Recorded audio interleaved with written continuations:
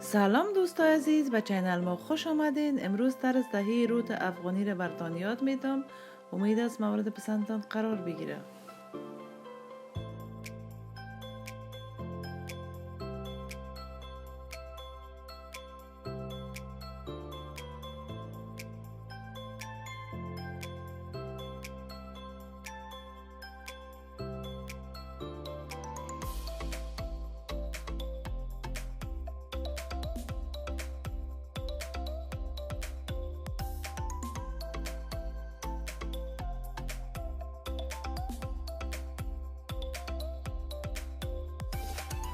مواد لازم 1 کیلو آرد که 500 گرم سلف ريزنگ، 500 گرم پلین فلاور است. از اردوش استفاده کردیم. 2 پیاله بوره و یا شیرینی همیشه نظر به طعم خود شماست. 1 پیاله و 4 قاشق غذاخوری روغن میتونین کمتر هم پرتین. 1 پیاله شیر، 3 عدد تخم، 1 قاشق غذاخوری هیل، 1 قاشق چایخوری بیکینگ پودر، 1 قاشق غذاخوری خمیر مایه، نیم قاشق چای نمک، 2 قاشق غذاخوری عرق گلاب، 1 عدد تخم که برویش میزنیم و دانه کنجد سیادانه نظر به خواهشتان. اگه خوش دارین روش پاش بدین.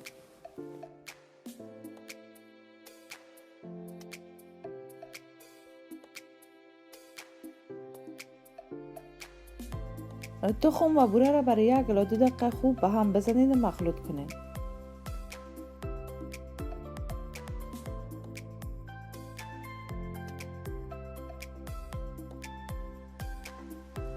روغن، شیر، هیل، بیکینگ پودر، نمک و خمیر مایه را اضافه کنین و خوب به هم بزنین. شیر باید کم گرم باشه تا خمیر برسه و آرد هم کم کم اضافه کنین و خوب به هم مخلوط کنین و خمیر که از خمیر عادی که کم سخت‌تر باشه جور کنین.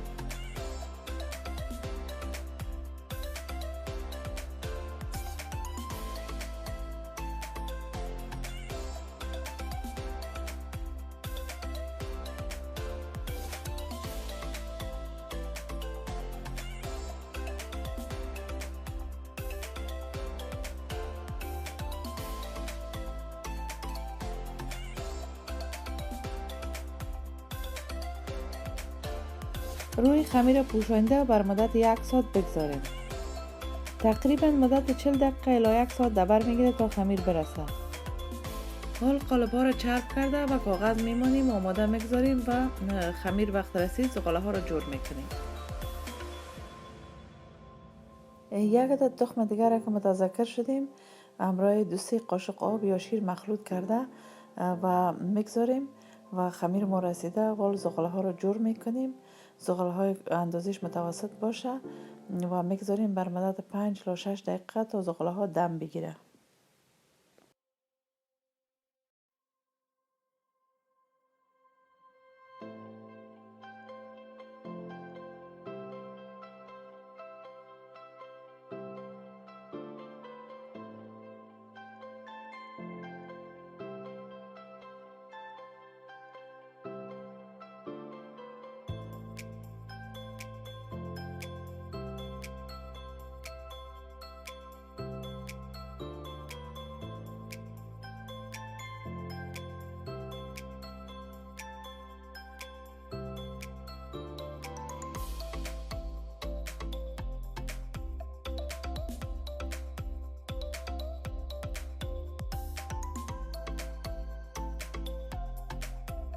خمیر همراهش گاز هموار کنید و در قالب که قبلا چرب شده و کاغذ ماندین تقریبا اندازه قالب 15 الی 18 سانتی متر است.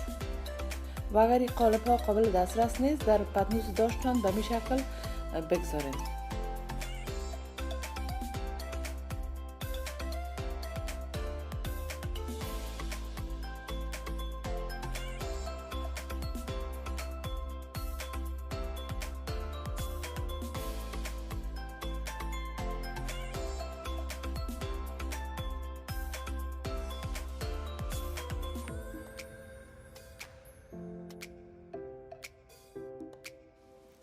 اگر قالبک ها قابل دسترس نیست در پتنوس داش عادی همین رقم هموار کنین، روش تخم بزنین و همراه پنجه و یا هر چیزی که قابل دسترس است سوراخ بکنین و رویش تخم هم بزنین.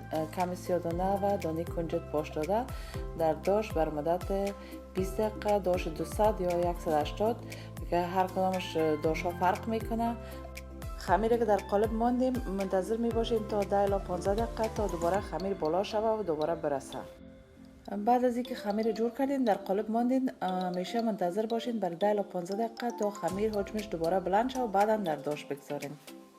این عمل که در قالب بگذارین و دوباره برسه تنها به خاطر است که حجم روت دبلتر میشه و حجمش زیادتر میشه و روت هم بسیار خوبش میه. اگر آسان بمانید بازم پخته میشه مگر هموارتر می باشه. اگر منتظر باشین که دوباره برسه نتیجه بهتر و خوبتر به دست میارین.